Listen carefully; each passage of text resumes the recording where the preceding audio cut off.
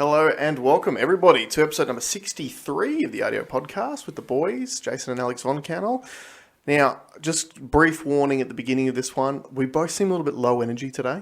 Yeah, because we're doing it in the middle of the day. We usually do it first thing on a Saturday morning. Yeah, but due to unforeseen circumstances, we've had to come up in the middle of the day. So we are a little bit low energy. I'm sure we'll perk up as we go. Which is funny because usually we come with no breakfast. We're running on 2 black coffees by this point in time, water only. I've been out for breakfast this morning with Tata and went for a motorbike ride and... Yeah, usually I'd probably have a nap after this. Yeah, I actually had the best sleep last night I've had all week, and I feel way worse than the rest of the week. Yeah, I think you're just thinking about how good it was. Yeah, true. Like, I just want to be back in there, in that nice, warm feeling, you know? So we have some things that we want to talk about today, some pretty interesting things, some pretty heavy stuff as well. Yeah. But I do want to start just quickly with a bit of a... Before you do, just to mention, just for those of you who may want to stick around, some of the subjects we're going to be talking about today before you get started on the first one is, there's been a lot that's happened this week. Number one thing was the ruling yesterday afternoon of the Kassam versus Hazzard case in New South Wales. So we'll sort of go through what the ruling was and what make some assumptions as to what comes next. There's been a lot that's come out of the Victorian IBAC hearings this week as well, which we'll sort of get into.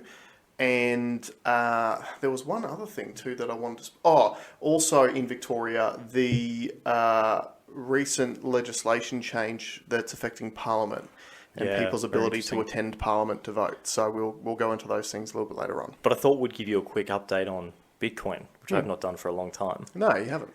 So Bitcoin, as it stands right now, is at 61,000 US, which is about $85,000. Yeah.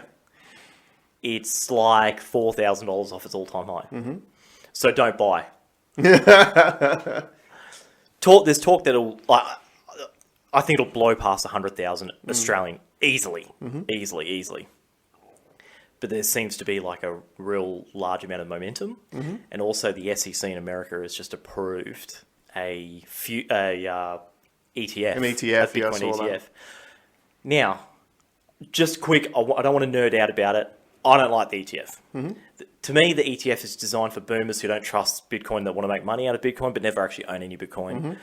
Yes, it's great that they're talking about. Yes, it helps the price of Bitcoin in a little way. Yeah. But it kind of defeats the purpose. It's just like standing on the sideline betting on it. Yeah. Whereas it kind of goes against the fundamentals of what Bitcoin's about. But it's going very well. My portfolio, I keep, just when I open it up, I'm just like, damn. And I was talking to someone in the gym the other day who's like, oh no, I'm adverse to it. I don't know enough about it, and I'm risk averse. And I'm like, well, what investments do you have? And he goes, I've got multiple properties. So you're leverage trading. Yeah, that's right. You ain't risk averse. Yeah, you're as far from risk averse as they come. And it was funny because I think it kind of ticked in his mind a little bit that he might have a look, but yeah, don't buy it. Okay, so what we want to talk about today, because I know we touched on it really quickly last time, and we have spoken about this subject before, but I think it's never more important than right now. Yeah, definitely. Which is some of the mental health stuff.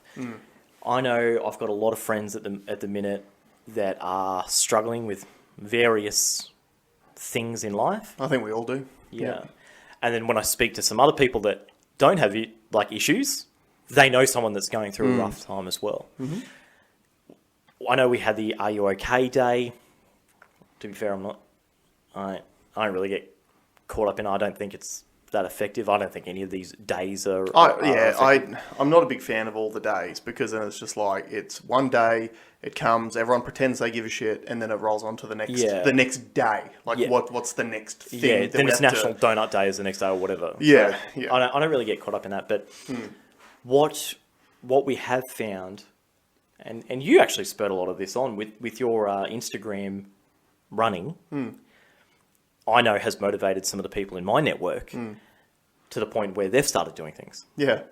And literally before we got here today, someone rang me, and he's not he listens to the odd show, but he's not avid, but he's seen your social media stuff.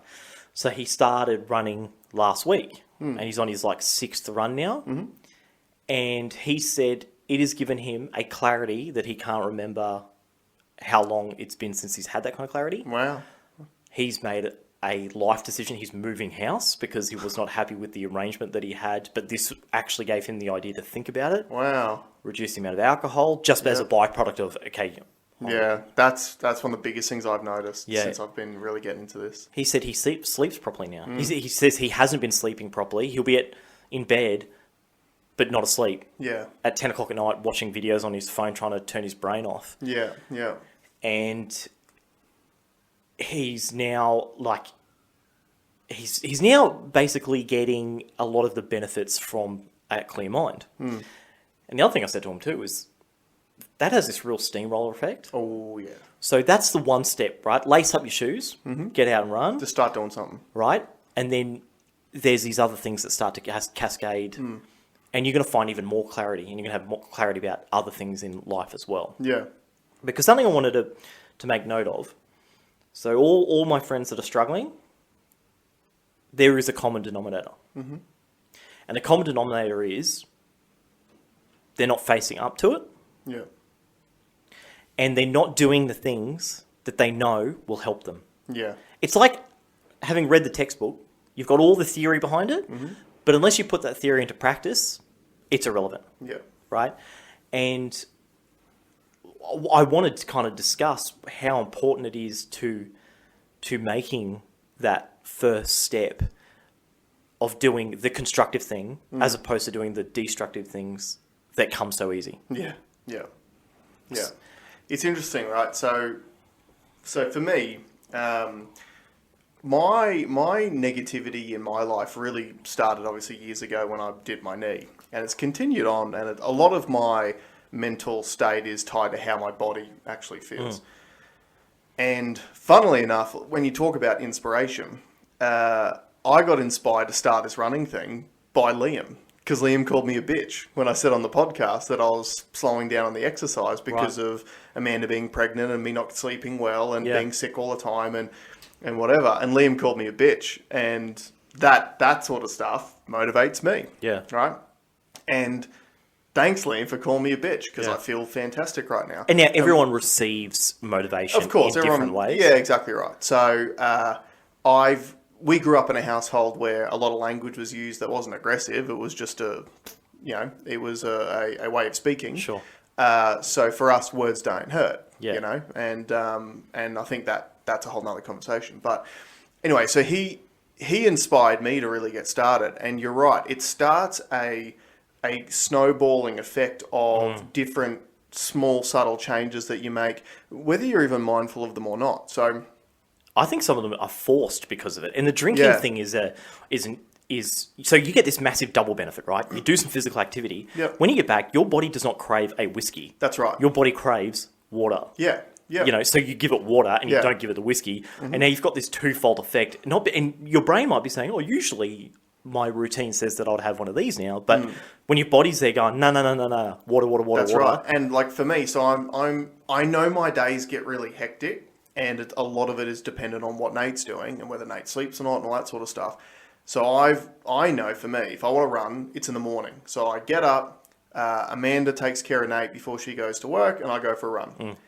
So it's not just when I get back that I don't feel like eating garbage food for breakfast or I don't feel like, drinking something bad or whatever.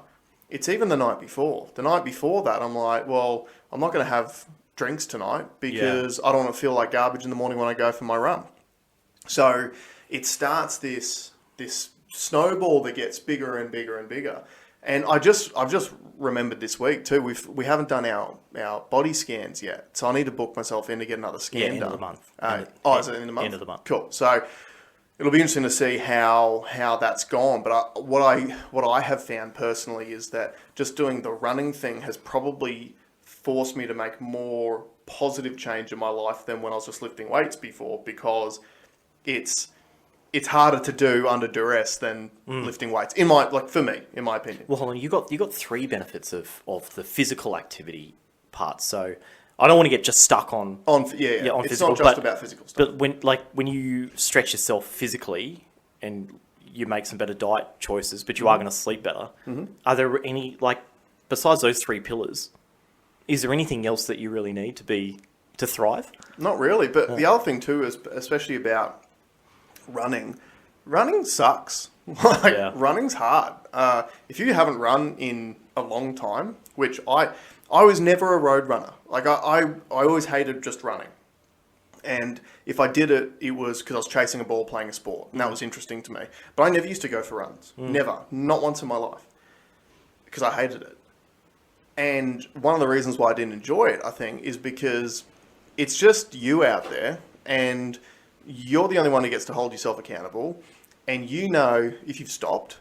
And you know if you feel like you've bitched out. Because you haven't stopped because you're exhausted. You've stopped because mentally you're like, yeah, that'll do. Yeah. You know.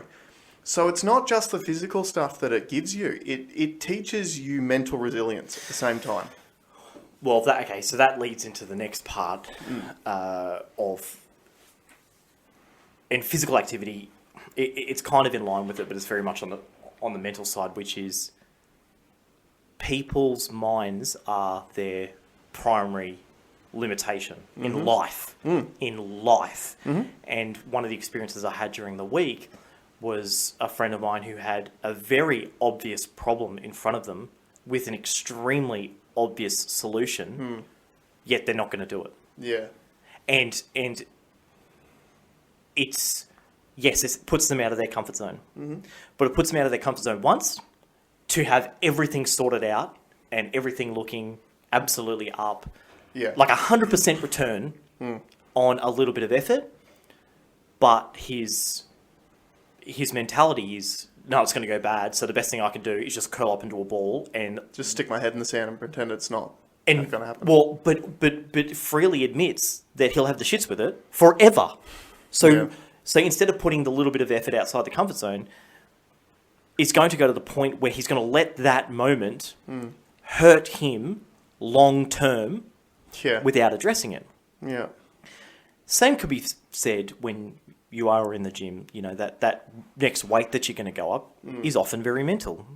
Did I talk about the deadlift thing in here before? My deadlift story? For those who haven't heard of it, really, really quickly, years and years ago when we went to the gym, there was three of us that went to the gym, and we started doing deadlifts, and we got to 100 kilos, and Jason could lift it fine, my other mate could lift it fine. I couldn't get off the ground. It was like it was welded to the ground. It was just a mental block. Yeah. Then I just said, just pick it up for me.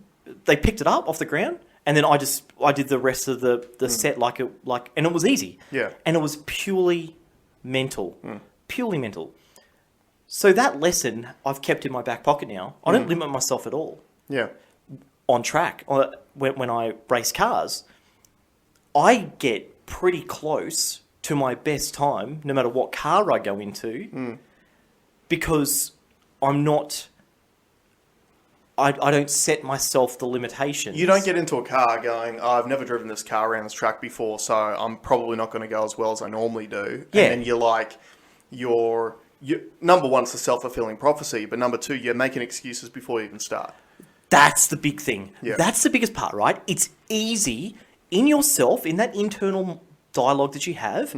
The easiest thing in the world is to make up an excuse. Yeah. We are so smart. And it's even better if you do it before you've even started. Absolutely. Like, we can all make up excuses after we've failed. Yep. But it's so much better when you've made the excuse up before you've even done anything. Yeah. And then it happens. You go, oh, yeah, see, look, I told you that was going to happen. Do you know this weird thing I read? This is in line with what we're talking about, but I used to have recurring dreams where I was being chased. Right. And they'd never catch me, but in my dreams, I would never stop running. And I was exhausted. I'd wake up and was exhausted. And I was reading through, and a lot of the psychology around it says that you've got an unresolved issue. And what you need to do is face up to those things and resolve it. The issue. And it was something that was going on at work, which I then addressed. And then in the dream, I was chased again. And instead of running, I turned around and walked into it. Disappeared. Gone. Wow. Yeah, okay. That's is that not the perfect sort of analogy for what life is all about? Yeah. You were going to get thrown these things all the time, but throw yourself at it. Yeah. Because you're going to figure it out. We are all smart. Nothing will hurt us. Nothing will... when you're not winning, you're learning, right?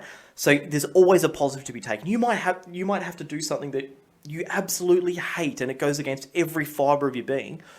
But just know that on the other side of that, the grass is green, the birds are chirping, the sun is shining, and you've now become stronger than you've ever been resilient. before. The thing, like, I think I've mentioned this on the podcast before, but it's something that I think is so important and so often overlooked is your ability to handle stress is just like lifting weights.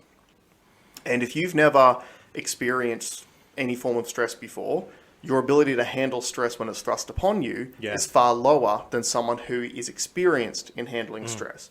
And everyone demonizes stress because perpetual stress is not good for you. No.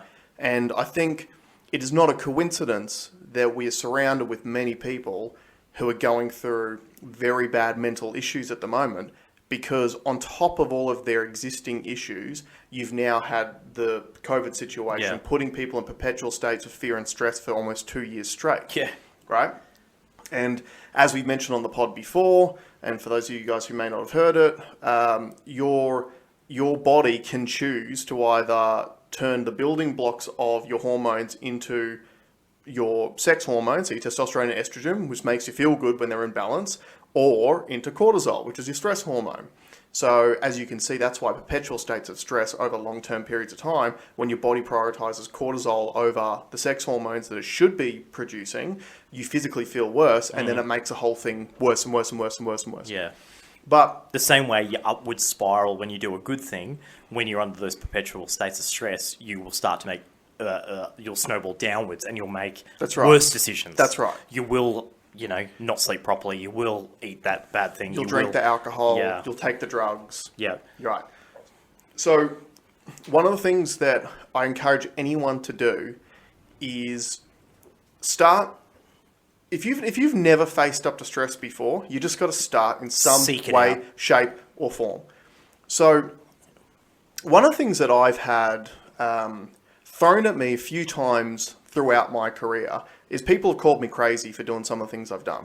Taking up conversations with superiors that I've done, taking up stands against superiors that I've done, and certain people I've spoken to are like, "You're insane, you should never do that." But the thing is, I did those things, and yeah, look, it was tough in some cases for a period of time. I'm fine. And I came out of every single one of those things fine. I know in myself that if I would have just if I wouldn't have stood up for myself in those situations, and I would have let those people roll over me, I'd feel less about myself as a person. Yeah.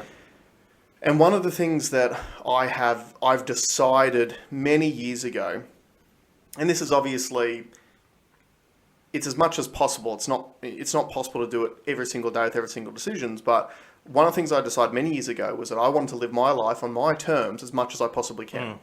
Because if I'm living on my life on my terms, as long as I'm not hurting anyone else, I don't intend to hurt anyone else.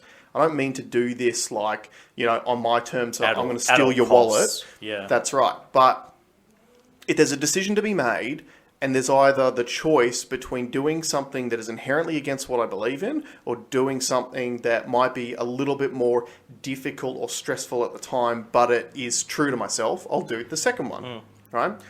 So if my ability to handle stress, I would say, is higher than average. Our jobs, in the sales industry, they're a stressful job. Yeah. Anyone who's worked in a sales job before knows it's a stressful job to be in, because you've got targets, you've got the fact that the first time you meet someone, you're already below zero in their opinion of you personally, right? So you've got targets, you've got managers on your back all the time, you've got pressure, all this stuff, right? So even just from that, but also from whether it's playing sports or whether it's altercations or whatever, I think my ability to handle stress is higher than the average person. But I had to start somewhere. Yeah. And I think one thing that is so overlooked for people who are in, bad states of mental health is that it's because you've given too much of your own power to the world around you. Yeah, which falls into the excuse category. That's right. Well, you're leaving your destiny up to others, and that's not smart. But it's easy. Yeah. Funny, just brief story. I can remember one of the times I upset a previous boss more than I've possibly ever seen him upset before was when I'd actually made a pretty big mistake. And I'd made a big mistake, and I was getting a public grilling about it, and I put my hand up, and I said, mate, you're exactly right. I fucked up, and I'm sorry. It won't happen again. Yep. And he was more angry at that because what he wanted to do is bash me Yeah. and make an example of me in front of everyone else. It would have made him feel good to bash me because this was probably one of the only times he could have actually called me out on making a real mistake. He would have loved it many other times, but this was a time when I actually made a mistake. And what he wanted me to do was make excuses, try to defend myself, start an argument so I would lose my credibility to the people around me. And I put my hand up and I said, I'm sorry, you're right, I fucked up. Yep. It won't happen again. Yep. And he hated it. Yeah. Well, okay, so I've got a good piece of advice then in the corporate world if you want to make that first step. Mm-hmm. And that would be at the next meeting that you have, especially emergency meetings, these are the best ones, be the first person to address the elephant in the room. Yeah. How many times do you go to a meeting about the elephant and never speak of the elephant? Mm-hmm. All the time, because it's in everyone's nature to be scared of it. Bring it up. It doesn't matter what position you're in. It doesn't matter if you're a subordinate or if you're calling the shots. Walk in there, put your hand up and say, can we please speak about blah. That's right. Address the elephant room and up front. What scares me too is that the climate that we're in at the moment, you turn the TV on, we never address the elephant in the room. No. Day in, day out, the elephant in the room is not being addressed. So you're right. You need to actually be the one who goes, no, you know what? We're here to resolve something. Let's talk about this thing. Because this is the thing that we need to work through. Another, if you're not in the corporate world, do it at home. Yeah. What's that niggling issue that you have with your partner that's never been addressed because you're too scared to talk about it because you don't want to get upset? Yeah. Address it. Yeah. Man up to it. Mm-hmm. Oh, I don't like that term. I don't like that gender term because there's lots of women that will need to front up to your issues. Yeah, front up your problems. Face your problems. Face your fears. And they're not even fears, but you've just got these little niggling things that you just let. But they are fears. The niggling things are separate. You're not addressing them because you're scared. Yeah. And that's the thing. So So there's two examples of how you can put yourself in stress. The third example I would say is go and lift something really heavy. Yeah. They're like, by all means, do that. But like, just to throw it out there, if you have a disease, since diseases are in the media at the moment, if you get cancer and you get onto it really, really early and you start treatment really early, you've got a very, very good chance of kicking the cancer, right? Far better than if you just put a Band-Aid over it, ignore it for 30 years, and then it takes you out real quick down the track. These mental niggles are a cancer on your brain. Yeah, absolutely. And when you not only have one, because you might have a mental niggle with your partner, you might have a mental niggle with a workmate, a mental niggle with a good friend of yours about something that they've done which it upset you, but you're too scared to bring it up. When you've got all of these things, it's literally poisoning your brain. Yeah, your brain is running on overdrive. Your CPU is redlining just to try and handle the bullshit that is going through your head. Yeah, and the thing is too, that when you tell people to address their problems, especially when it's with someone else, not even just an internal problem, when you tell people to address problems, too often they make the mistake that they think that you're telling them to go and have an argument with that person. Yeah. No, we're not. That's not what addressing a problem is. Yeah. That's called being a dickhead and having an argument for no reason. That's trying to fight someone. That's right. Addressing the problems and doing it early stops you having the argument with them down the track. Yeah. Because 9 times out of 10, the other person doesn't even know there's a fucking problem. Exactly. So then when you go and attack that person, of course they're going to bite back because they've had no idea that you've been holding on to this bit of information that's been upsetting you for so long. And when you're going to have these conversations, and same in the corporate context, in the relationship context, start the conversation with an open mind to solving it. That's right. and not go in there wanting to be validated. Mm-hmm. Because that's something I want to speak about now. You wanting to win an argument at all costs creates stress that you do not need. Mm-hmm. Like your example that you gave before, one of the most relieving parts that you had was owning up to a mistake that you had made, so you can then learn from it. Yeah. And then everyone moves forward. That's right. Well, that niggle that you have might be something that you've caused. So you need to be open to that when your partner or your co-worker raises that, and you need to take that on board and go, okay, how are we going to put all this information together so we can all move forward, so we can all thrive together? And if someone brings up something like this with you, have enough respect for that person and go, this was obviously a big deal for them to bring it up to me. It takes guts to be able to do that. So have respect for that person. Don't, it would serve all of us so well if we dropped the ego first when we received criticism. Because, again, society's been sort of trained to do this, especially when you look at social media. You jump onto a social media post, one person trolls, another person doesn't realize it's a troll and it's a joke and tries to correct that person, and then someone else jumps in and it's rah, rah, rah, rah, and everyone just wants to argue. And people think that's normal now. When you go out in the street and you meet up with someone who you disagree with, do you get into an argument straight away? No. And trolls get punched in the face. Because that's an actual reality that can happen in the real world, which is why it doesn't happen in the real world. But look, one point I want to say on this, and this is the unpopular opinion when it comes to mental health issues. I saw a meme the other day, and it seemed harsh, but it's accurate. And I took a screenshot of it because it actually stood out to me a little bit. So give me a sec, I'll just bring this up. Should have had this set before, but you know how it is. This is a live production? Yeah, can you tell that it's a live show? I'll put in the comments below what you think the new set should look like. Don't say screen because I can't figure out how to get a screen on there. Yeah, we did have a screen set up, but the camera doesn't pick it up well enough. It just looked like a white screen. So this was the meme, and it's just like a chick talking to a dude, and she says, "Tell me the truth, I'm ready to hear it." And he says, "It is nobody's responsibility to dance around the triggers to your traumas. It is up to you to deal with your past traumas healthily and learn to cope with them in a way they won't affect you later in life. And you shouldn't expect everybody else to behave or speak a certain way around you." Take ownership of your issues. The only person who can fix your shit is you. And when everyone, we're in a climate now where everything's so polarized and everything is so touchy. And it's fine. I mentioned that saying again last week of the road to hell is paved in good intentions.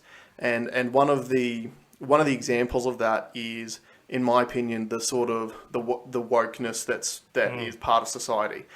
And my personal problem with wokeness is that to be woke and show that you are supportive of different types of people, you have to characterize those people in different groups. It actually is, it's a paradox, right? Because for me personally, I don't want to treat anyone any differently based on race, gender, religious creed, sexual preference, blah, blah, blah, blah, blah.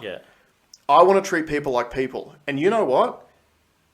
If you're a fuckwit, regardless of your race, gender, religious creed, any of that stuff, you're still a fuckwit, right? And I want to be able to call someone a fuckwit who's been a fuckwit without being referred to as either racist because of their skin color or sexist because of their gender or, discriminatory because they're LGBTQ or whatever. So to me, it just doesn't line up in my head where I'm like, can we just treat people like people and stop separating them into groups so that we can then weaponize their group against someone else? It's wild. Right? It makes no sense to me. So on that note, and part of the reason for that meme is that the only person who can deal with your problems is you. And look, the people around you who are very close to you, like your partner, like your family, they should be helping you through your issues. But helping you through means helping you through your issues. And sometimes it's difficult, right? Yeah. Because you actually have to push through them. Because too many people just want to sit in them for the rest of their lives, and they want people to feel sorry for them. That's right. Now, I'll tell you something else too. Life's not fair, okay? Fact. We all know that. Life's not fair. Wherever you are sitting now, at whatever age you are, literally while you are listening to this podcast, wherever you're at, those are the cards that you've been dealt. It is up to you to make the choice between, am I going to make the most of these cards I've been dealt? Or am I going to use these cards I've been dealt to justify the failure of my life in 50 years' time when I'm on my deathbed? So it's funny you say that, because I don't look at it like that. Right. So I think life is extremely fair. And the reason why I think the life is extremely fair, especially now, is we have access to more information than we've ever had in the history of time. Right? Yet, the people that are saying it's not fair are the ones who are not using that information to help them. They're using it as an excuse. They are seeing the Instagram model living the multi-million-dollar lifestyle and saying, I'll never have that. As opposed to saying, well, the same information that's in my pocket, how did that person get there? What did they do to get that process? Okay, so if I broke down, how can I make that fit into my life? Life is more fair than it's ever been. Yeah, okay. But where it goes into exactly what you said, but it's up to you to do that. That's right. You can let it be your crux, or you can let it be you can let it be your doing or your undoing. And like I put another post up during the week where I had put this post up about, like, just imagine if 5 years from now you made the decision every single day to make excuses to do the things that you know you needed to do, rather than making excuses to get out of doing the things that you know you need to do. And where would you be 5 years from now? How much happier would you be? How much closer to your goals would you be? And then I posted something else up, which was a bit of a clarification, because it kind of came across like the same, hustle 24/7, like we've all got the same 24 hours in a day, like don't be lazy, blah, blah, blah. And I don't subscribe to that at all. Yeah. Like, I'm a stay-at-home dad who does a podcast for free that we make no money out of. Yeah. I'm not hustling 24/7. I love my couch time, right? Yeah. So what I think people need to do is two things. Number one, stop living their lives for the people around them and start living it for yourself. Yep. Which means putting your own happiness first. Yep. And don't seek external validation. That's right. So, funny side point to that. If you actually start living for yourself more, the people around you will think you're a better person and they'll actually enjoy you more as well. Yeah. That's number one. And number two, prioritize what's important to you. Yeah. Because when you go on social media, you see the Instagram girls who are holidaying in Milan. You see the rich dudes who are flying in their private jet. Then you see, the nice family pictures of the people playing with the kids and blah, blah. Like, you can't do all of it. Yeah. You just can't. Yeah. So you actually need to figure out, and this is where this, like the living your life on your own terms thing comes into it. What's actually important to me? Yeah. What is important to me? And it's something I've struggled with my entire life, is I've never known what I wanted to do career-wise. Yeah. But one thing I have always known I wanted to do was be a parent. Yeah. So I made the decision, okay, that's the thing that's most important to me. So how can I do that to the best of my ability, support my wife at the same time, and enjoy this part of my life as much as I possibly can. And I can tell you right now, I would not be enjoying parenthood if I was still leaving the house at 6 o'clock in the morning and getting home at 8 o'clock at night. Yeah. Right? So you got to prioritize. If you don't feel right mentally at the moment, sit down and analyze your life. Lace up first. Oh, yeah, lace up first. Yeah, go for a run first. Go for a run. Clear the cobwebs out first. Yeah. Right? Get a clear head. And then sit down and ask yourself, where am I? What do I want to be doing? Like, what are my roadblocks towards that? And out of all these roadblocks, how many of them are real? Well, and then address them. Yeah. So my mate that rang me this morning, that's been on his second week of running, printed out his bank statements, got 4 colours of highlighter and highlight where his money was going, and realised that one of his friends owed him $800. So there you go. That run just made him $800, or recouped $800. Yeah, yeah. But that actually moves into the next part that I wanted to speak to on mental health, which I think is a major one, is regret. Regret, in my opinion, has very little place in your thought process. You should allocate very, very, very, if any at all, memory in your brain about regret. It does not help you. That's right. I don't regret anything. And where I see this a lot, I pick up in my network, might not be perceived as regret, but when we're doing crypto trading, everyone I speak to, a lot of the people I speak to, will say things like, "Oh, I lost $2,000 yesterday on the markets." I'm like, "Did you sell?" Well, no. Well, you didn't lose it. Yeah. It's down. Even the terminology that you are using is regretful terminology. Yeah. And you cannot change that outcome. That's happened. So that's how it took me a while to get to that point, but I have zero regret when it comes into the trading thing, which makes my my outlook very positive.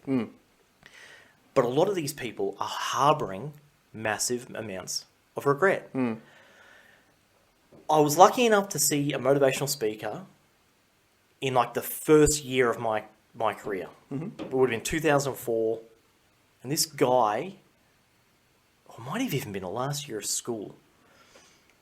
And something that, I can't remember the bloke's name, I can't remember anything else he said, but I remember this one thing. And he had a pen, like a whiteboard marker, in his hand. And he puts his hand in the air, and he puts his other hand under it, and he goes, "When I let go of this, what's going to happen?" And everyone said, "It's going to fall." He goes, "Yeah." So he lets it go, catches it, picks up again. "Okay, when I let go of this pen, what's going to happen?" "Right, let go." "Okay." It does it like 10 times. I'm like, "Yeah, we get it. Every time you drop that pen, it's going to fall." And he goes, "Okay, let's categorize those moments as facts of life." So a fact of life is something that is happening in your life that you have no control over.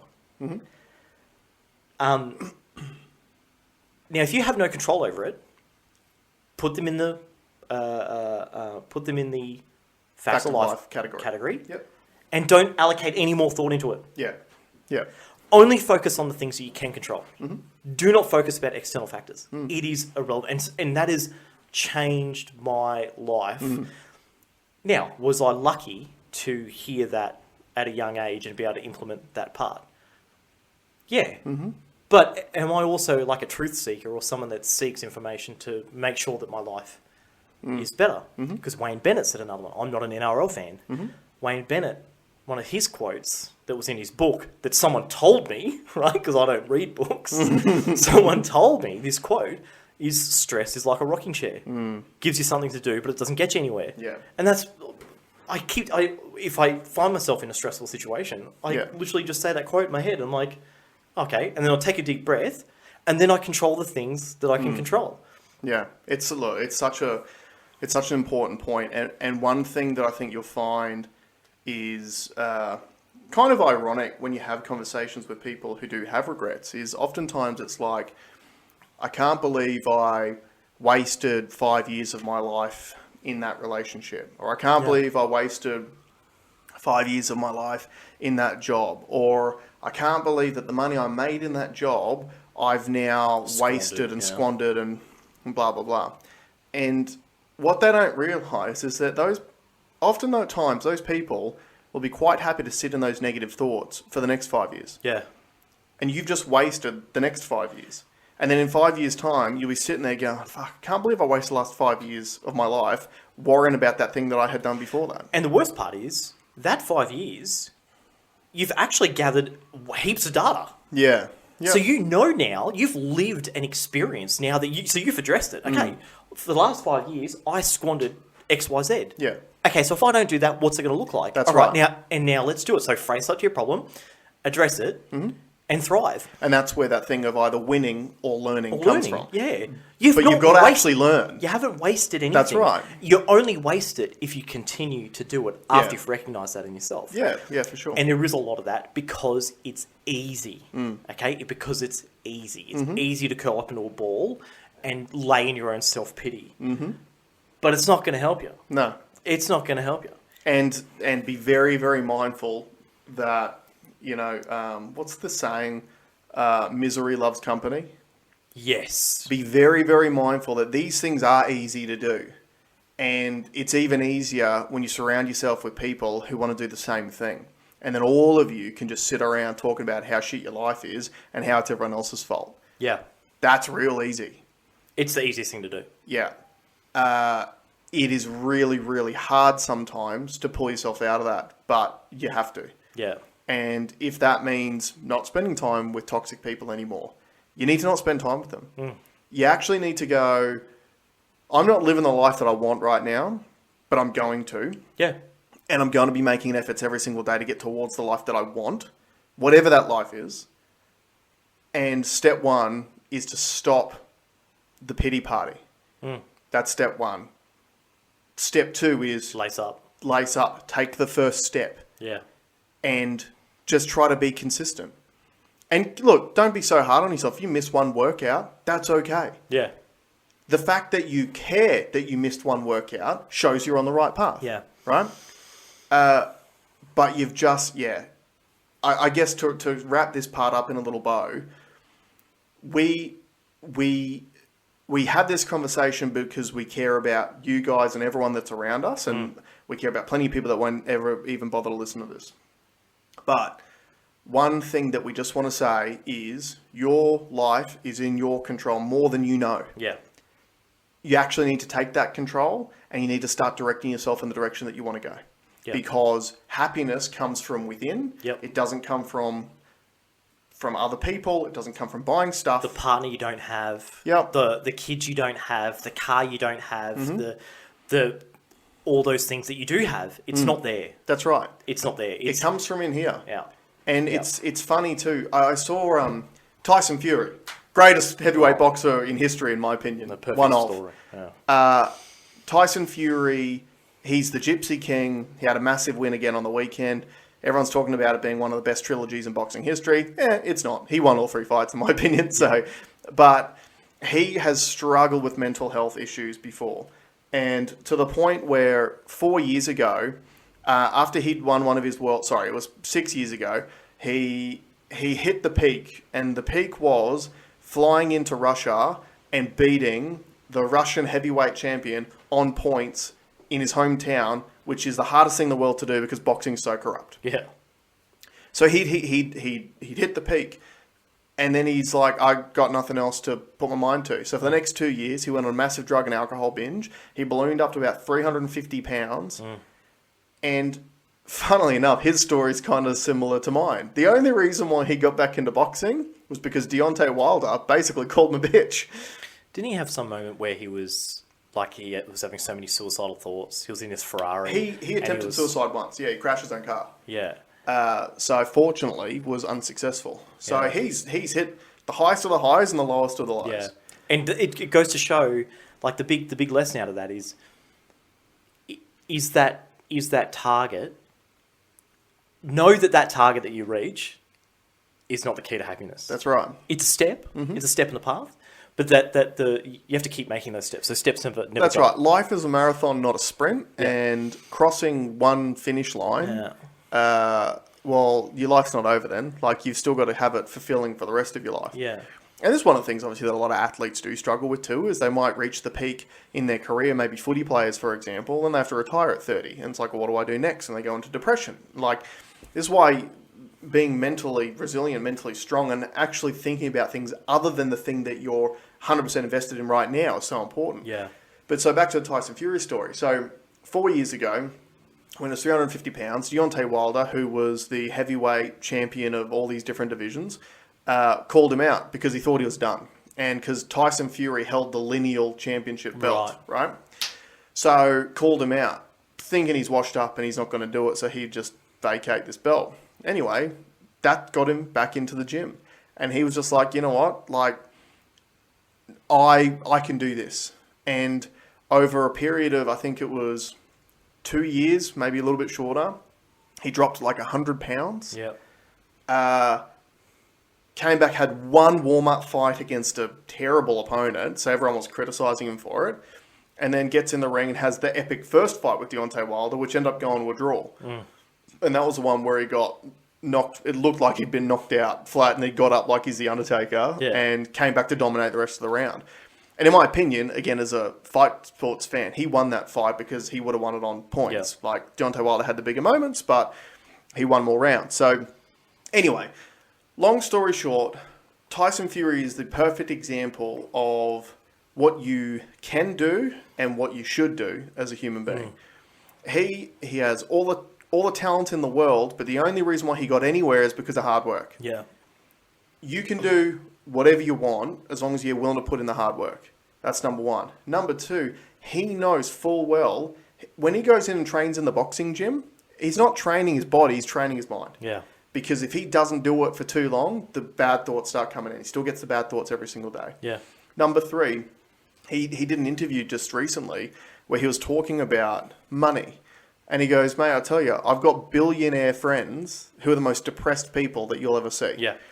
Some of my friends who are billionaires, they'll see $100,000 on the ground and they'll pick it up and they won't even be happy because they'll be looking for the next $100,000. Yeah.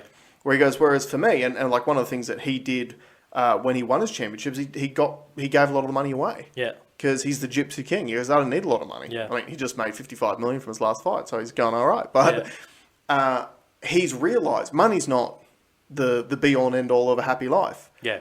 Being happy is the be-all and end-all of happy life. And I think that comes down to finding the important validation. Yeah. And only you can validate that. And I will say, I know how hard it is to stay true to yourself at the moment because of the rampant peer pressure that is happening in our world. It is rampant. Yep. And but it's an excuse. It is an excuse. But I just want to say, the only person, at the end of your life, you are never going to be on your hospital bed with every single person who'd followed you on Instagram in the room, judging you for what you've done in your life. Yeah. Right? The only person who's going to judge you is you. Yeah. And you're going to be lying there going, did I have a good time or a shit time? Yeah. And whose fault was that? It was mine. Yeah. Whether it was the good time or the shit time, it was my fault. Yeah. So make sure when you get to your deathbed that you look back and you go, Yeah. I had a crack. The formula is tried and true. Just do it. Yeah. All right. Let's wrap that up and let's move on to some of the reasons why people might be depressed. So, all right. First key thing was, so yesterday afternoon, the judge in the big Supreme Court case in New South Wales, which was the two cases of Kassam versus Hazzard and Henry versus Hazzard, which were based on the same thing. Essentially, these two people had sued Brad Hazzard saying that the health orders were unconstitutional and that the vaccine mandates were unconstitutional. So the judge handed down his ruling, and to paraphrase, essentially right at the beginning of his ruling, he said, it's not for the court to decide on the efficacy of vaccines. Yep. And then due to that fact, you can't say that anything that Brad Hazzard has done has not been in line with the health orders. Therefore, both challenges failed. Yeah. Now, Which they could have just said at the start. well, I was going to make that point because I watched a lot of the trial. I didn't catch all of it, didn't catch every minute of it. But a lot of the trial was centered around evidence based on vaccine efficacy. And I do not remember at one point in time the judge going, hey, that's not the question here. Right? So, Because my opinion, I watched one whole one. Right. And I was of the opinion the judge had already made his mind up. This is just before they'd even summoned or subpoenaed the stuff. Just the vibe I was getting off him, he was very critical of one side, not so critical of the other side. I thought, oh, okay. So I was not holding my breath for it. And I made the comment a few days ago when they announced that his ruling would be handed down on Friday. Because when the trial wrapped up last week, and they said that the judge had up to 3 months to hand down his ruling. So then when it was announced on Wednesday night that he was going to hand it down on Friday, I was like, this is either really good for us or really bad. Because if he came to a decision that quickly, it's either really good or really bad. Now, even though these challenges failed, essentially, in my opinion, it looks like this judge has just kicked the can down the road. Yeah. Because... Up the road in this case. Or up the road, yeah. Because obviously... You can't challenge a health order unless you've got evidence which suggests that the health order doesn't make sense. And if he says that it's not the court's decision as to whether or not the vaccines work, then he can't incorporate that in as part of the ruling. That was integral to these cases. Yeah, right? That's what the case was about. That's right. So he's kicked the can down the road. But in saying that, there's not a whole lot that could have been done in the New South Wales Supreme Court anyway in regards to the constitutional matters, like the bodily integrity stuff. That has to be done at the federal level anyway. Did I read somewhere that New South Wales constitution is different to the Victorian one and different to the federal constitution? Yeah, it is. I don't know all the specific differences between them. One thing that has become hugely apparent out of all this stuff going on is that Australia has no Bill of Rights. And that is the thing that needs to be addressed, really, because when it's... Part of his judgment was literally talking about how one of the complaints was a breach of bodily integrity, and he literally said, well, Australia has no Bill of Rights. So, can't really comment on that. Yeah. So, look, it's a setback, but essentially what it sounds like, and part of his ruling was basically, you asked the wrong question. Yeah. Now, I know that this law firm has filed in the federal court as well. Yep. And that's where it's going to be really important, and they need to have their ducks in a row, because if they stuff that up, obviously we're in trouble. Yeah. Because then you've got precedent set and all that sort of thing. But yeah, it's very interesting. It's very, very interesting and a little bit concerning. That was a little bit concerning. What about the Victorian stuff? So in Victoria, this is pretty interesting too. So there's two parts to this. I'll first go into the legislation that's handed down on Thursday. I'll do IBAC afterwards because the legislation's pretty relevant to the New South Wales case.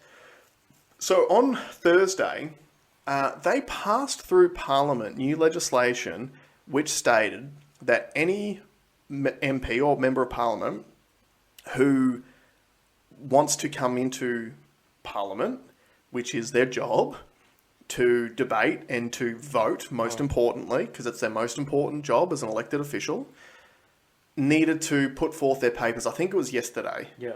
Was the end date. You need to put forth your papers saying that you have either received your vaccine, like fully vaccinated, received one dose, or at least had an appointment An immediate booking. Yeah. Yeah. Now, they passed this legislation on Thursday. So, in other words, Labor was the one who put it forth. The Liberal opposition passed it. Like, they voted for it. And what was terrifying for me is a lot of them were stood up saying, we know we're setting a terrible precedent here, but we're going to do it anyway. Yeah. Right? Now, why is this concerning? Number one, because the legislation itself makes no sense when it comes to making Parliament a safer place for multiple reasons. Number one, there is nothing in the legislation about doing rapid antigen testing to test whether or not people even have the virus. That's number one. Number two, the legislation only extends to members of Parliament, not their staffers, and not anyone else who works on Parliamentary House grounds. So it's absolute post factor. It's absolute post factor to make it look like the MPs are going through everything else that everyone else is. But also, on a darker note, you are dividing, or you are creating a voting room of like-minded people. That's right. They have successfully removed dissenting voices from the chamber. Yeah. And that is what's terrifying. Because in a democracy, the most important part of the job for these MPs is to vote on behalf of their constituents. Yeah. Now, these MPs, they're not banned from participating in Parliament because they can still Zoom in to the meetings. They can have their say in the meetings, but they're still not allowed to vote. Yeah. So what's the point? So what's the point? Yeah. So what is also concerning is that the state of emergency in Victoria is due to expire in December. And one of the MPs that is being ousted because she refuses to hand over her papers, as she calls it, a few months ago, she quite publicly said she will not be supporting any more extensions to the state of emergency because, based on the forecasts of where the vaccination rate was going, by December, when this state of emergency expired, they should have been at the 80%, which on the roadmap was herd immunity and everything should have been fine anyway. So she said, it's going to make no sense to extend the state of emergency past that point because you've said that when we get to these targets, we'll be good to go. So she's been ousted. So there are votes coming up on not only the extension of the state of emergency, but also new legislation based on permanent pandemic powers, which will be brought into place, which essentially it'll be similar to state of emergency conditions, but you don't have to vote to extend it. It's just like, if you declare that there's a pandemic, now these new laws come into place. Yeah. That is terrifying. Like China. And that's like China. And when you look at what's happening in Victoria and has been over the last couple of months... You'd rather be in China. You'd rather be in China for a start, but they're looking at bringing in legislation which makes that, then their ability to do that permanent. What's wild to me is, if you asked an economist who's been successful and who hasn't been, Victoria would get a fail. Yeah. And yet they keep pushing forward the same stuff. Mm-hmm. Doesn't make sense. No. It doesn't make sense at all. Victoria just set the record for the highest level of cases in Australia's history in the pandemic in a single day. They are the most locked down state in the world. Their vaccination rates are, 68% or something like that, I think is what the double vax was at, which is what everyone was being told at the beginning was what you had to do to get to herd immunity, which clearly doesn't exist. And they're setting records for case numbers. And again, who's being blamed for that? I was watching ABC News yesterday morning. Disgusting. And ABC News had some cucked out looking dude, I don't even know who he is, and he just decided to make some assumptions about the case numbers. Yeah. And his assumptions that he made were that perhaps the cases are being caused by small pockets of the community. What was the other terminology used? Small pockets? Oh yeah, small communities. Mm. So right-wing communities. Oh, potentially right-wing, potentially different races. Yeah. Right? But the thing is, he's made these assumptions, right? You can get this data as the ABC national broadcaster. All you need to do is this. All these cases that you've recorded today, are they vaccinated or unvaccinated? Yeah. It's really easy to get this. But he's allowed to go on national television and just make whatever assumption he wants to, which paints the narrative. Yeah. So here's a concern. I spoke about this briefly last week, about a conversation I had with a friend of mine who lives in Melbourne and has even started saying the lines of, oh, they never told you that you wouldn't get COVID. Yeah. It was always and right, we spoke about how if that was the case, we'd be talking about hospitalizations and deaths and not cases. Yeah. So I actually looked up, because the initial Pfizer data is still online. Right. Right. So I looked up what the results of the initial trials were. Oh, yes, this is interesting. This is very interesting. And this is obviously what the publication of the results which granted their approval. Yeah. Okay. And made it to the Doherty report. Yeah. And the Doherty report also gets an F for failure because it's been an absolute failure. Yeah. It's a PF for failure. Yeah, yeah. So that was a Pfizer joke. There was a fire entendre. Yeah, so that's what... That was a double dose of entendre. Yeah, that was what last week's show title, which I reckon no one got, was we got FX. It was a in-betweeners reference. Yeah. But with Pfizer spelling. Yeah. It didn't read right. Maybe he needed to capitalise one of them and not the others. I don't know. It was very weak. A few people have reached out to me, said they got the joke, but they didn't explain the joke. So I appreciate you for trying to make me feel better. But anyway, so this was the publication of results from landmark phase 3 trial of BNT162b2 COVID-19 vaccine candidate in the New England Journal of Medicine. So this was from the Thursday, December 10, 2020 at 10:21 a.m. And I'm just going to read the first paragraph because that's the headline. Yep.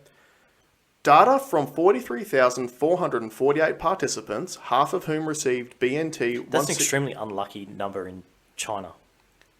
43,448? Too many fours.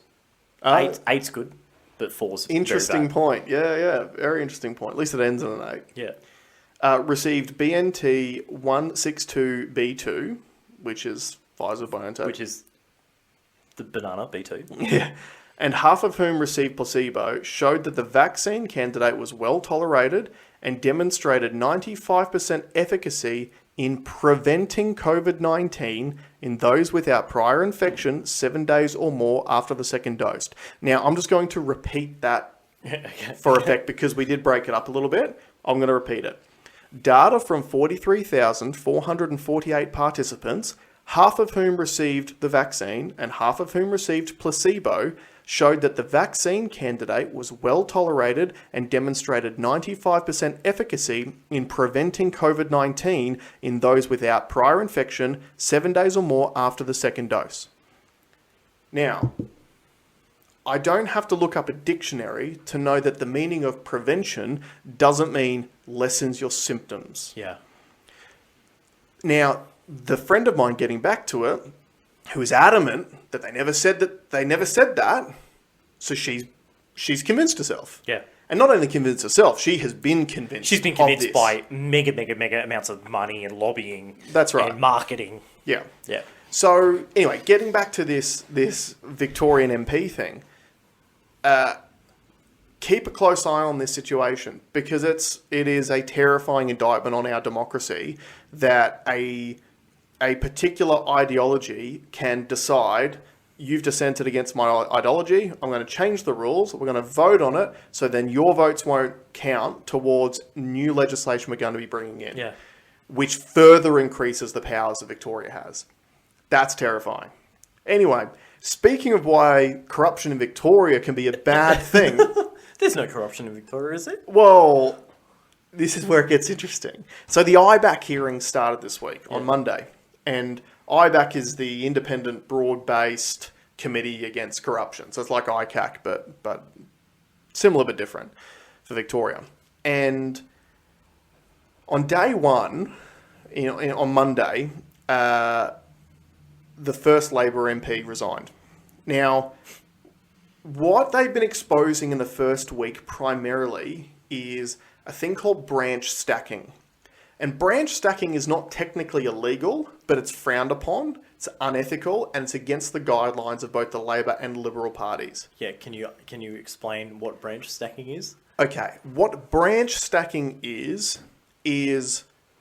high-ranking Labor Party members recruiting people to the Labor Party in certain jurisdictions who may or may not have ever even wanted to go and join the Labor Party, and essentially stacking those branches with members who will then vote on pre-selections. So, and the high-ranking members were paying for their membership fees, so there's no cost to you. You just need to vote for the guy that we want you to vote for. So that way you are ensuring that the guy that you want to get the gig wins the pre-selection vote. Okay? So, on day one, literally at lunchtime, he didn't even make it the whole day, we had the first resignation. What?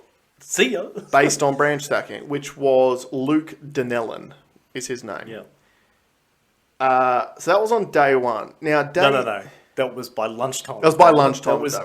That was day half. Yeah. Now, the second Do person... you reckon he had his lunch on company time first and then resigned? He would have swiped the company credit card first for his yeah. lunch and then Did resigned. he buy stamps, do you think? Yeah. Actually, I haven't even gone into that Yeah. bit. The second MP that resigned was Anthony Byrne. Now, That was on Wednesday. So no resignations on Tuesday. They managed to go 24 hours without a resignation. Get out of here. And I, like, funnily enough, I didn't even grab the names either. But there are 3 other Labor MPs that actually resigned last year knowing that these hearings were coming. Yep. So Anthony Byrne resigned on Wednesday because he admitted to branch stacking as well. And I encourage you to just, like, you can actually look up all the stuff. There's an Instagram page called Voice for Victoria. Yeah, it's great. Which is great. They are live tweeting a lot of the things that are being spoken about.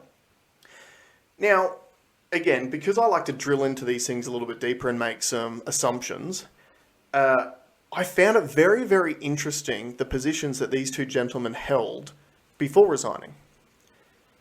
And Luke Donnellan is, or was, the aged care minister. Right, in Victoria. Yep.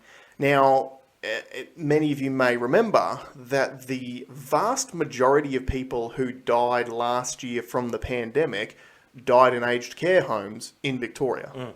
Okay? Now, if you were running the policies around those places, perhaps some responsibility would lay with you for those.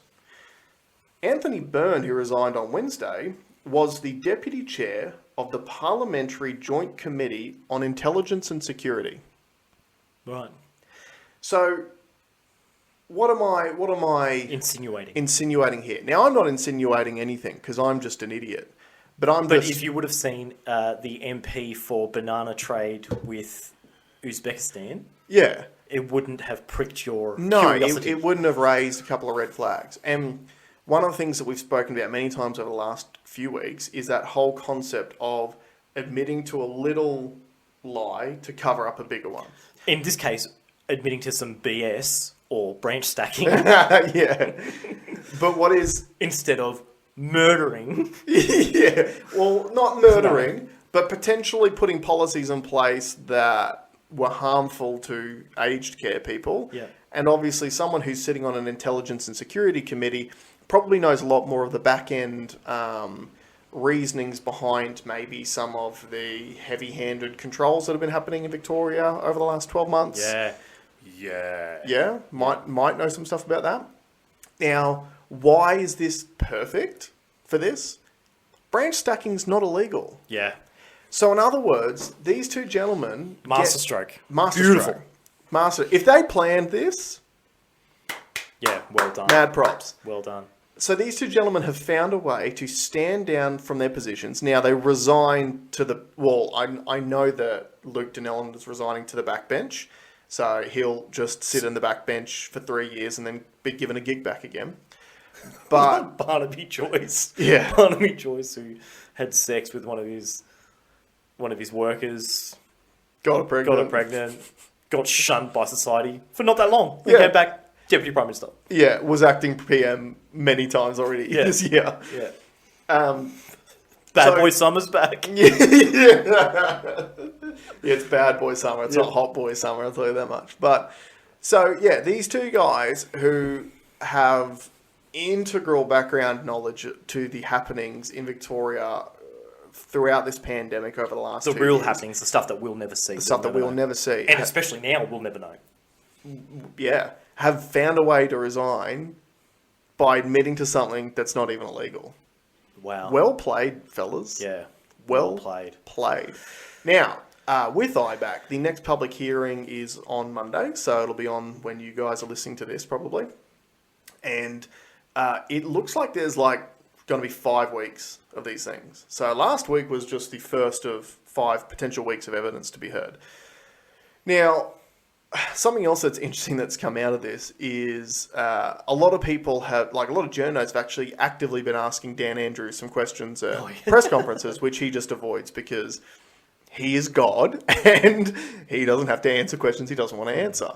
I saw a very interesting opinion piece on one of the news, online news sources, talking about how calls for Daniel Andrews to have to front this inquiry make no sense because clearly if he's not been named as someone to come forth to this inquiry so far, it's because they have found no evidence of his involvement in these things. And also I've seen another article which it has been like not I wouldn't say successful, but is trying to paint it that these branch stacking things are like removed from Daniel Andrews' government when it is his government that's doing it. What did you make of going back to the New South Wales, the transcript that went around and how the fact checkers have checked the transcript? So what Alex is referring to, and this is one of the things that we didn't really want to mention last week until the ruling was handed down. So there was a transcript that got passed around where the counsel for the plaintiffs was questioning the expert medical witness, or not witness, witness, For the government. which is Professor Christine McCartney, I think is her name. And they asked 3 main questions. And the first question was, is it true that a double vaccinated person is 13 times more likely to get the Delta variant of COVID? And she said yes. The second question was, is it true that the COVID vaccines are dangerous for pregnant women and their unborn children? And she said yes. And the third question was, is it true that these vaccinations have not been properly, adequately tested for safety and efficacy? And she said yes. Now, this got shared around social media a fair bit, and this was from a transcript of the actual court proceedings that happened. And it was actually you that brought up the fact-checking, because I didn't see the fact-checking. It came after. So it went around, Right. It did its rounds, and then it came labelled with a fact check. Yeah. Fact check false. So what did the fact-check say? Well, it says it's not true. Yeah, so... But it says I pause for effect. It says it's not true because it doesn't bring in context. Is the transcript real? Yes, it is. But she didn't really mean it like the way that she said it. Yeah. That's effectively what the fact check thing said. Yeah, and I just want to put it out there. Fact check is 100% bullshit. yeah, fact check. The fact check agencies are funded by Facebook. The majority of funding comes from Facebook And when you follow the money. back to the first time you saw lab leak theory go through on Facebook with a fact check false. Yep. Hello, guys. If you see fact check there, that means this is real. Now, some memes and stuff, it'll say that, and it's really dumb because a meme is supposed to be a satirical viewpoint of the world. So none of them are really based in fact. Yet anything that's attached to the Rona Yeah. have these flags. I've seen one not attached to the Rona, which I can tell you about. Yeah, okay, interesting. But you just need to understand that if you see that fact check thing, go read it. Yeah. Go read what It's probably got some good info in there. It has nothing in it. It has nothing. It just says lacks context or something like that. Or it might say, it might say, the one I love is it just keeps referring to the safety. So you could show the data, the published data from a government website. Yeah. And I'll say fact check false. Yeah.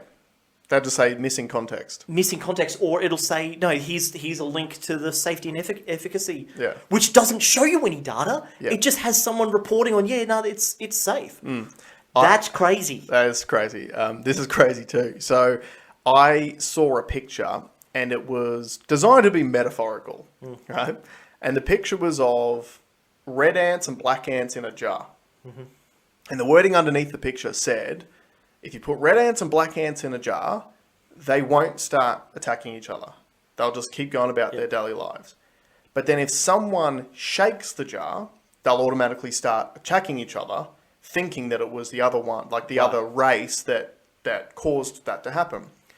So when you find yourself attacking the other coloured ant, stop and think who shook the jar. That was like I like that. I right? like that a was lot. the metaphor. Yeah, it's a great metaphor. Yeah. That is added to my life. Yeah. It was fact checked as false.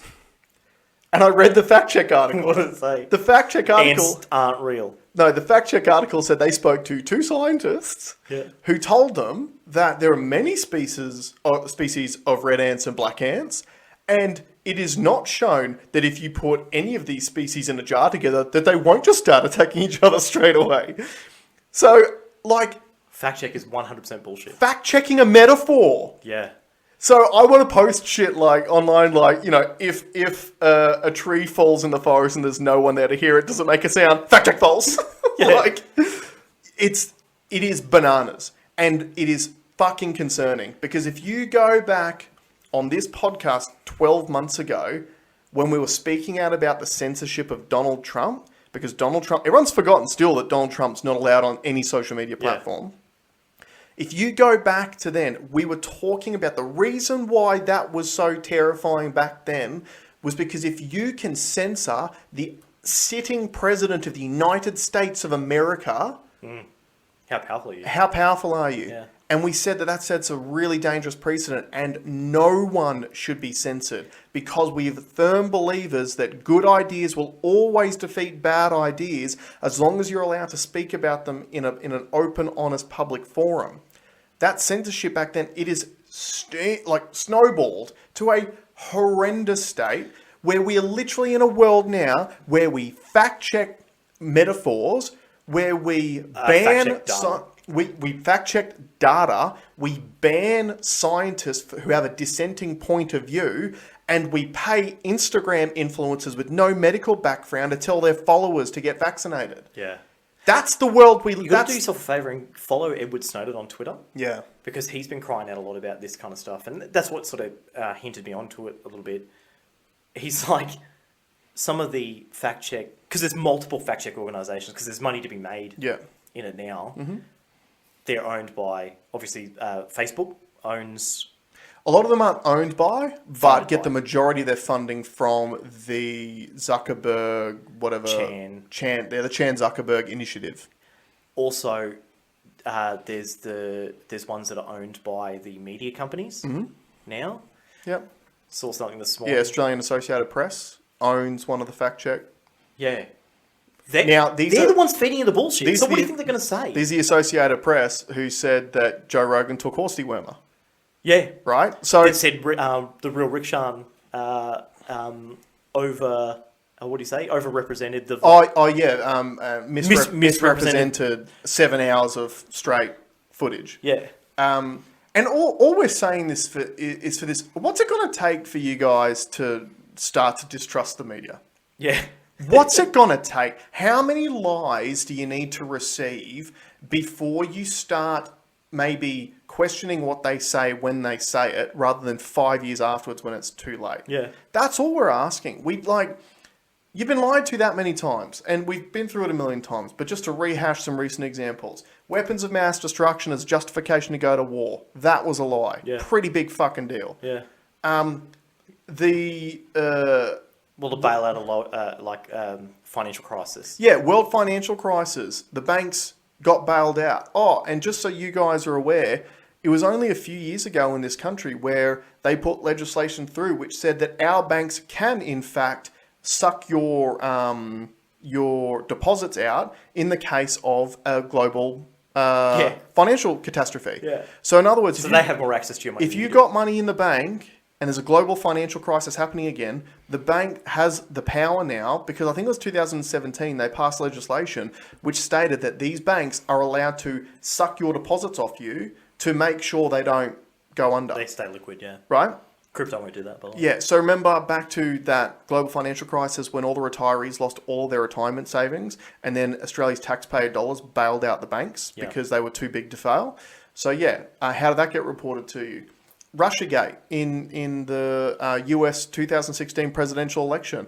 Russiagate has been proven to have been a hoax. How many of you people still think that Donald Trump was tied to Russia and that was the only reason why he won the 2016 election? Because of Russian bots and misinformation farms that were coming out of Russia. The Hunter Biden story last year. Maybe people might have wanted to know about the disgusting things that the current president of the United States' son was up to, had been doing. Maybe they wanted to know about the fact that a drug addict with no experience in energy just happened to get a job on the Ukraine Energy Board when Joe Biden was the Minister for the Affairs to the Ukraine. Maybe, but no, that stuff all got quashed. So what we're asking is this: how many more times do you want to be lied to before you'll actually start questioning the information. Do you want to know how you know it's a lie? Is when from multiple different sources, the exact same sentence is being said. So the same party lines have been handed out. Here's your call cards, guys. This is what you're saying today. Word for word.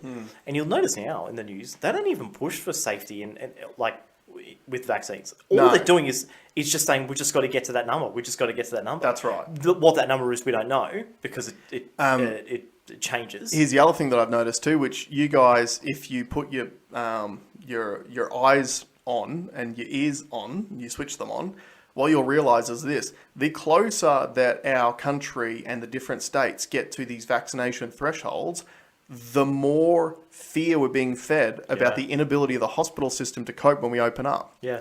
What happened to herd immunity? Remember back in the day when Fauci was saying 60%? It was like 65%, and then it became 75%, and then maybe 80%. And we were talking about it over here. We were saying if we got to like 70%, maybe that's around the number that you'll get herd immunity. Herd immunity was all we kept hearing about. Herd immunity. Got to get to herd immunity. If you get vaccinated, you're going to help us towards herd immunity. What happened to herd immunity? Hang on, you can still get the virus. What about what came up in the news this week that's been announced that we announced a week prior? Oh, which bit are you referring to? Testing. Oh yeah, We only said it last week, didn't we? Yeah, rapid antigen testing. 1st of November. 1st of November. So TGA has approved the usage of rapid antigen testing kits. Now, interesting point on this too is it appears that these tests will not be free anymore. You'll actually have to go to the pharmacy and buy them yourself. So, in other words, it's another pressure and another tax on unvaccinated people trying to go to work, because now they're probably going to have to go and pay for their own rapid antigen tests. And what's it going to do to the case numbers? Well, the case numbers will drop because the testing numbers will drop. And what will they associate that to? The vaccination rollout. Now, hey, here's a little fun bit of information. So we always talk about testing because obviously you got to get your testing up. So anyone who's in Queensland, you'll remember this. There'll be a press conference in the morning, and Dr. Jeanette Young, who also changes roles on the 1st of November, funnily enough, and we get a new chief health officer in Queensland. Who is going to show us the new pathway out? Yeah, possibly. Might have something to do with rapid antigen testing and perhaps small new peer review. But anyway. So you'll remember this. This sort of press conference might sound familiar to you. So we have found one new case of community transmission. So there are a list of exposure sites. If you had been to the Starbucks at Ormeau between the hours of 7 a.m. and 10 a.m. last Tuesday, then please, we just need you to go and get tested. Just go and get tested, right? Because you are considered a close contact, so you need to go and get tested. Remember hearing that stuff over and over and over and over and over and over again? And then you might remember, if you've been listening to this podcast in particular, that in the lead up to the NRL Grand Final, there were some cases that were in Queensland, and there was talk before the game of potentially having to move the game to North Queensland, but they didn't end up doing that. We managed to have the game, 42,000 people in Suncorp Stadium. Did they ask anyone who went to the game to go and get tested afterwards just to make sure? No, that's crazy. Why would you do that? That's going to make a massive spike in numbers. So it's funny how if you don't want any cases, if you just don't do any testing, you don't get any cases. Hey. So, yeah. November 1, things are going to change probably. Yeah. And we will start seeing some of that stuff. No, I think it's going to go two ways though, because as they get more, because they're getting more flagrant now with the fear tactics used. Like, we're coming to get you. That's what Palaszczuk was saying. She said the virus will hunt down the unvaccinated. Yeah. Okay. And 0.3% of them will die. I'll let someone with Rona spit in my mouth, but anyway. Yeah. But maybe a sign of the shifting of the guard has been this news article, which was reported in the Daily Telegraph this week. I went to follow her on Twitter, but everything's behind a paywall, so there's no point. Yeah, okay. So, this article is titled Pfizer's Massive Upfront Demand. And I'm going to read it to you because it's very, very interesting. Okay? So this is by an exclusive by Sue Dunleavy. So drug giant Pfizer demanded a huge secret upfront payment from Australia for its experimental COVID vaccine.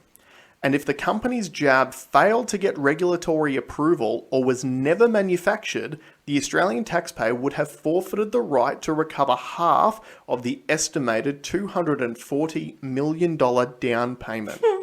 So just let that sink in. Before the drug was even approved, Australia had to do a deal to pay $240 million up front, and if they never manufactured one vial of the drug, we still would have forfeited $120 million. The financial demand laid bare in bombshell health department documents was so sensitive, the federal government went to extraordinary lengths to hide it from the public. The original documents, released under a Freedom of Information request in August, show the company's proposed contract clause for the 10 million doses it offered to deliver Australia in 2021. But almost 8 weeks on, not a trace of evidence of the pharma giant's outrageous demand can be found on the department's website. It goes into some stuff about... No, like, they wouldn't say that. I wouldn't put that on my website either. That, like, I don't put when my customers leave a deposit. No, you don't post that stuff online. But also, it's only your customer that's paying for the car. True. It's not taxpayer money. But that's... So, there's two things about this which are staggering to me. Number one... We can't negotiate. Well, we shouldn't negotiate. One of the things that goes on to talk about a little bit is perhaps this is one of the reasons why the federal government took longer to do a deal. So remember, there was a lot of criticism about, right? K-Rod stuck his nose and said that he did it. Yeah. So maybe K-Rod's like, yeah, we'll just give you all the money. Yeah, 50%? Yeah, that'll do. Yeah. But so the fact that those were the terms before this thing was even launched is a pretty big deal. It also shows perhaps some of the reason why there's been such a push to justify the usage of these 10 million vials that we've ordered, because if you don't use them and then this comes out, it looks pretty bad if you've just thrown $240 million down the toilet. But one thing that is heartening for me is the fact that the Daily Telegraph actually published this story. Yeah, that's wild. There seems to be a bit of a shift. Yeah. And I think you'll find that the media will shift before the politicians do, but just beforehand. Yeah. Because the media still needs to try to pretend that they report the news, and they'll want to keep the viewers and the readers on side. So the fact that that sort of stuff's starting to be reported now sort of allays my fears a little bit, and maybe shows me a bit of a shift that's coming down the pipe. What other significant vaccine thing happens on the 1st of December? So it's the Unvaccinated Freedom Party in New South Wales on the 1st of December. Yeah, what else? Which actually, that's an interesting thing about the New South Wales case that we sort of brushed over. What? So just to briefly go back to the New South Wales Brad Hazzard case, one of the things I found extremely interesting about the defence of Brad Hazzard is that they were claiming that there is no mandate for the vaccine. Oh yeah, I love this. Now, this is at state level too. So you've had ScoMo the entire time tweeting at people going, there's no mandatory vaccination policy in Australia. We do not force anybody to get vaccinations in this country. Is that a good ScoMo? That's pretty good. That's pretty good. The cadence was good. It's just the tone. Yeah, I'll work on the tone. Yeah. But so you've had ScoMo pretending that there's no vaccine mandate the entire time because they know they can't lawfully mandate it. However, he has let the states attempt to bully people into mandating it, except for the fact that the New South Wales government's lawyers in their own trial were stating that there is no mandate. What they were saying was that if you went and got vaccinated, you were able to take advantage of a lessening of the restrictions in that period of 15th of October to the 1st of December. Right. Which leads me to believe that anyone who doesn't want to be vaccinated for whatever reason in New South Wales, if they hold the line, even if their job is saying they have to get vaccinated until the 1st of December, they can just go back to work. That's what I saw. That's me reading between the lines. That's what I got. So that's something to keep an eye on as well. What else? There's something else on the 1st of December. So I think it's the 1st of December. AZ. Ah, yes. Kaput. We are no longer producing AstraZeneca vaccine. Yeah. How do you guys feel that got it? That got AZ? Think about the hype. Think about that was the start. It's so like we're doing this. They've stopped making it. Yeah. They've stopped making it. And to all you pro-vaxxers, which is fine. What about COVAX? What about the poor countries that we're supposed to give all these vaccines to? Well, we've been giving a lot of the poor countries our AstraZeneca that we're not using. Yeah, the out-of-date because it's ones, too dangerous. the ones that have been sitting outside. Not even out of date. It's because it's been deemed as too dangerous in our society to use, so we just give it to poor countries instead. Dude, I heard these pundits on TV blame the Australian people for the failure that AstraZeneca has become. Yeah. You guys just all jumped on it. Like, you just jumped on any negative press that you got. You're the fucking press. Yeah. You're the press. Yeah, that's right. You. I agree. People jumped on it because you told us to. And funnily enough, too, what is interesting when you look at the AstraZeneca story, you can put that alongside the Moderna story that we're experiencing now. So early on in AstraZeneca's rollout, we were hardcore. We were going to vaccinate every person in this country with AstraZeneca because we had done a deal to produce it here locally, right? It was going to be a financial boon for our country. It was going to be our next great export because we don't export anything else apart from our own natural resources, which, hey, none of the taxpayers get a cent of. Yeah. So, no, that's facetious. We do get, I think we got paid $1 billion in royalties last year out of the $66 billion that were made. So, chump change. 166. I think we used that in a week's worth of testing. Yeah. Anyways, yeah. So at the beginning of the rollout, we were going to vaccinate every single person in this country with AstraZeneca. And then the only reason why we even started looking at age groups of who to give AstraZeneca to was because of some of the Scandinavian countries that were starting to report of the blood clot issues. Yeah. And for weeks, we had Greg Hunt, the federal health minister, rocking up on TV going, nah, it's safe and effective, and it's great, and it's good, and it's no dramas. And then we're still getting these little small reports of the potential signal coming out of these countries. And he was like, nah, it's all good. And then a week later, it wasn't all good. And that was when they'd made the decision to only give it to over 60s, I think was the first bracket. And then they came out. The stocks started growing. Yeah. And then, man, we're going to get some of this shit out of here. That's right. So, in other words, you guys all remember the story. It went 60, 50, 60, 40. 50, 40. Jeanette, then they tried to say everyone could have it. Jeanette Young was like, I don't want a young person getting it who would not have any negative effects from COVID. And then they blamed her for fear-mongering. Yeah. And then next thing you know, it's back up to, I think it's over 60s only can get AstraZeneca. Yeah. And now it's not available. Yeah. As of the 1st of December. Well, as of the 1st of December... I think they're doing 2 for 1s down the road, I think. Yeah. Well, it is a twofer, isn't it? They will no longer be manufacturing AstraZeneca, and that deal with CSL to produce it will no longer be renewed. Yeah, and yet you've got all these poor countries that we're supposed to be supplying it to as part of the COVAX scheme going, what about us? We're our vaccinations. Now, the other interesting part, like I was saying, with Moderna, what are we seeing now? Sweden and Denmark have just stopped giving Moderna to anyone under the age of 30 because of an increased risk of myocarditis and so heart inflammation issues. Yeah. Now, we're not talking about that over here. We're literally talking about, at the moment, extending the rollout to, like, we give Moderna to young people. Yeah. We're just like, oh, it's mRNA just like Pfizer. The doses are different. Yeah. Moderna's double. No, it's more than double. Moderna's dose is 200 milligrams. Pfizer's is 60. And early on, Pfizer's was 200 milligrams. And they lowered the dose. Why'd they lower the dose? Maybe because they're seeing some of these other signals coming through. Now, just to really put it in perspective for you again, this is from the Queensland Government website. Fact check false. I have COVID-19, now what? This is the first paragraph. Everyone who gets COVID-19 will experience it a little differently. Our bodies will respond to the virus in a different way. For most Queenslanders, the virus will cause only a mild illness with symptoms such as fever, cough, sore throat, runny nose, fatigue, shortness of breath, loss of taste, and loss of smell. That sounds like the perfect justification for handing over every individual right we've got.